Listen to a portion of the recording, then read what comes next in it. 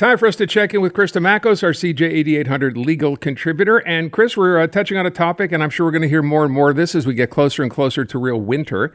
It turns out Quebec leads the way in sick days being claimed at work, and this is across the entire country. Now, for starters, I would have not guessed that necessarily, but I'm wondering if that's the case, and this is something employers obviously have to deal with, is the fact that there are more people calling in for sick days here. There must be some rules around this, so let's go through a couple of them. Number one, if you call in sick, just call in sick, I can't come in, whatever the reason, do you get paid? Right. So in Quebec, by the way, 2025, January 1st, they changed a whole bunch of rules just because they want to alleviate the burden on the medical system. And I'll get to that in just a second on the rule changes and how it affects people at work. But that being said, in Quebec, we have what is called labor standards. And these are the bare minimum that your employer has to offer you. It doesn't mean they can offer you more. So, for example, your employer can offer you 10 paid sick days per year, and many do. But the labor standards suggest that you only are entitled to, bare minimum, 2 paid sick days per year out of a possible 10. So 8 unpaid, 2 paid. But again, many people confuse the two. This is the bare minimum that has to be offered to you by your employer. There's nothing stopping them from saying, you have 10 sick days per year, all of them are paid. That's something an employer can do, but they cannot deny you at least 2 paid sick days per year.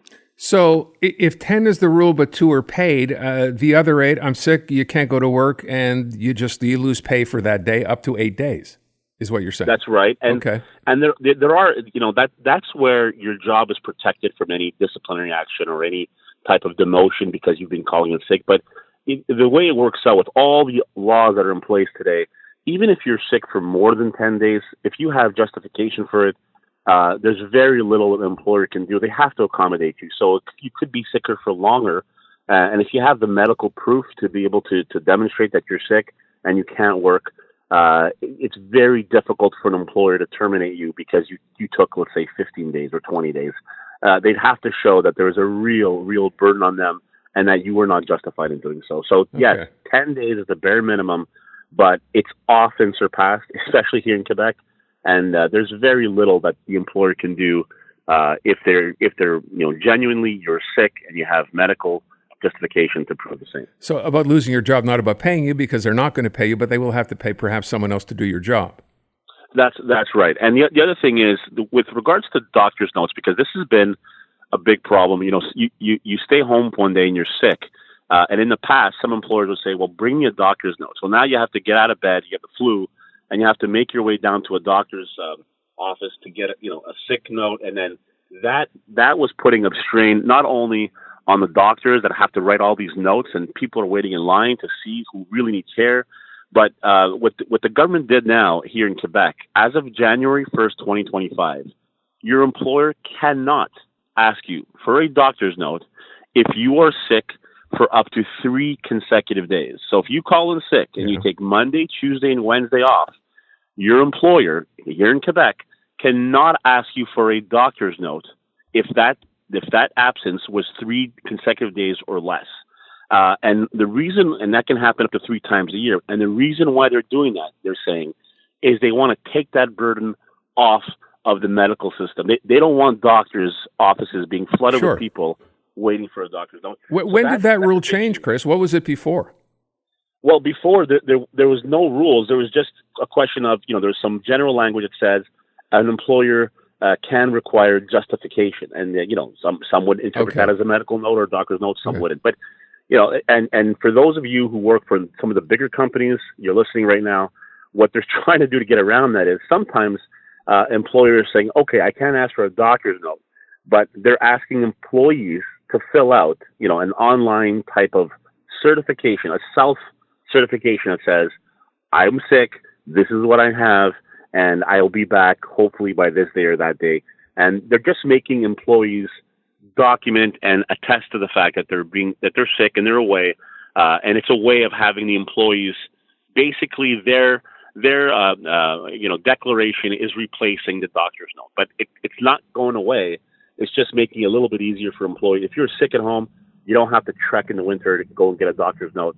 You're allowed to be sick up to 3 days consecutively without providing a note. Not sure I understand what the purpose of that would be, to have the person who is sick and not coming into work fill out their own form. What does that achieve exactly? Yeah, it has to do mostly with the psychology behind it. I know that some employers, for example, if you get hurt at work, and some employers have a lot of problems with employees in the warehouse saying their back got pulled and they need to go on leave, right.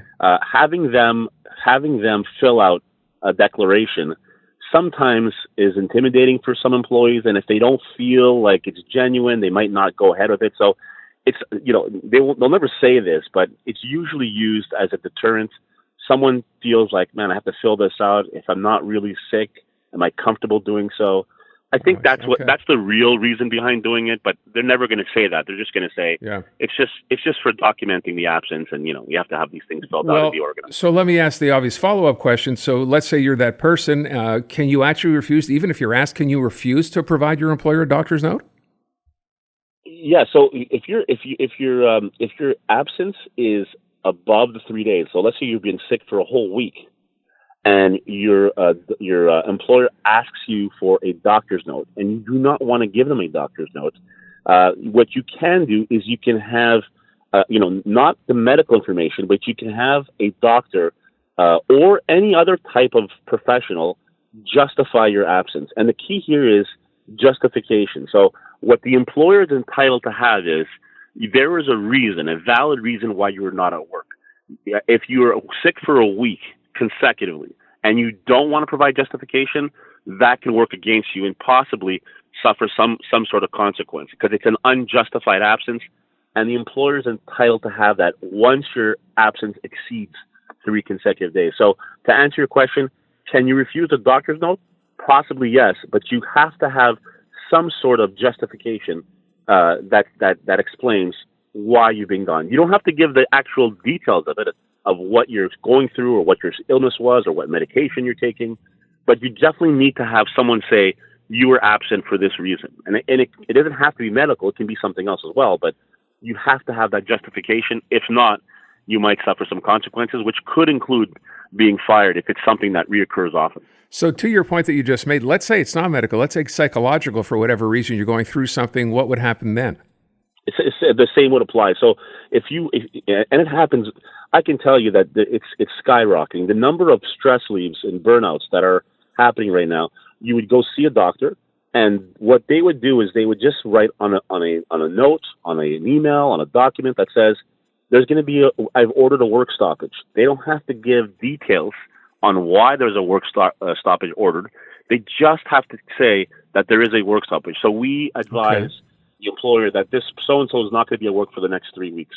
And that's enough for you to be able to justify your absence for those 3 weeks. You don't have to give details on what the conclusions were and all that. And without facing penalty. Exactly, and without facing penalty. We leave it at that. Chris, appreciate it. Thank you so much. Thanks, Aaron. Seasoned gamer or just video game curious? This Week in Gaming is the podcast for you. We break down the latest in the world of video games, from basics to beyond. The hottest gaming news, insight, and industry leaders and more, weekly.